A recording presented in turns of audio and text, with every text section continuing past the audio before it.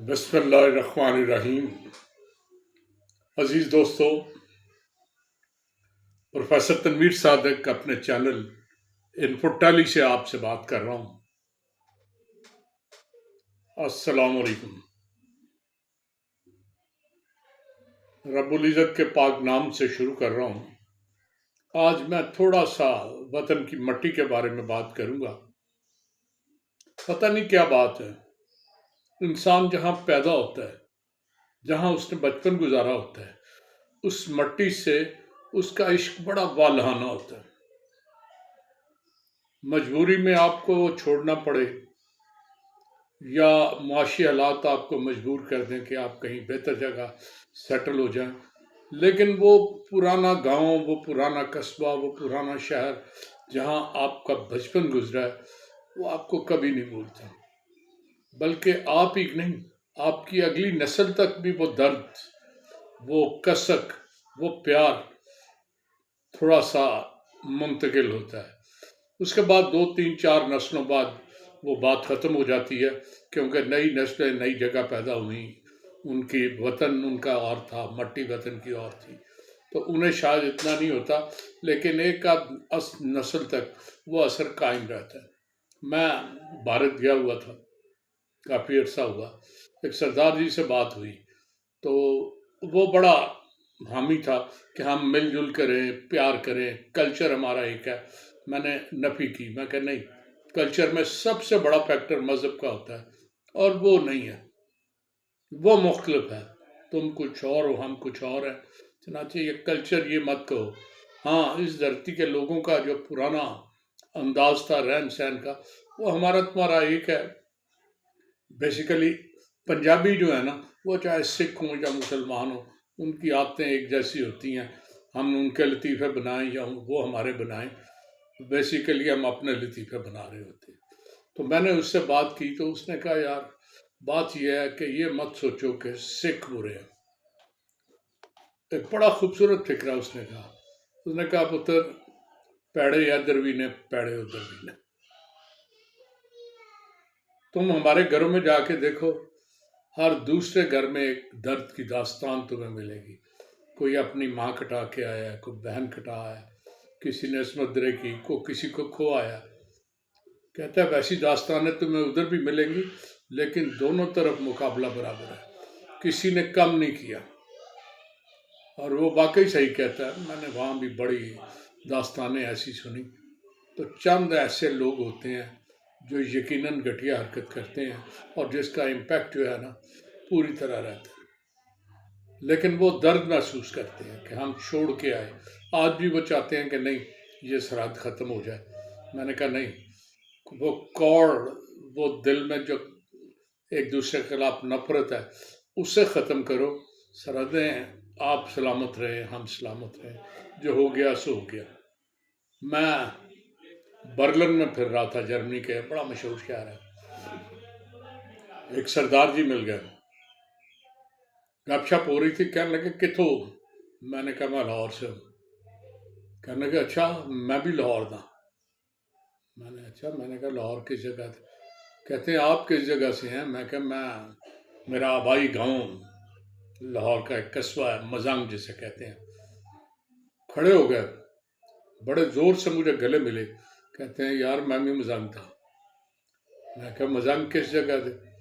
کہنے لگا دیکھیا کوئی نہیں، میں تے پیدا بھارت چی ہویا، لیکن میرا باپو یہ کہندا ہے کہ ایک مزنگ روڈ ساڑی کوٹھی سی، ایک مزنگ روڈ بہت بڑی، ایکڑوں میں کوٹھی ہے، وہ ہائی کورٹ کے سامنے، موج دریا کے سامنے، جین مندر کونا، اور ادھر مزنگ اڈے کے قریب یہ ایک تکونا سا پلاٹ ہے، بہت بڑا ہے، وہ ایک مزنگ روڈ ہے، وہ اس کی ملکیت تھی کبھی۔ یقیناً بہت کھاتے پیتے اور تگڑے بندے ہوں گے، وہ بہت بڑا ایکسپورٹر تھا اس وقت۔ تو کہتا ہے جی وہ ایک مزنگ روڈ ہماری تھی۔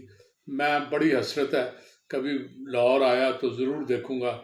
میں نے کہا وہ مزنگ روڈ نہیں رہا، وہاں چھوٹے چھوٹے وکیلوں کے دفتر بن گئے ہیں، بے پناہ گھر بن گئے ہیں، اور وہ کوٹھی والی بات نہیں رہی، بلکہ اب وہ آبادی ہے پوری ایک۔ تو خیر اس سے بڑی باتیں ہوتی رہی۔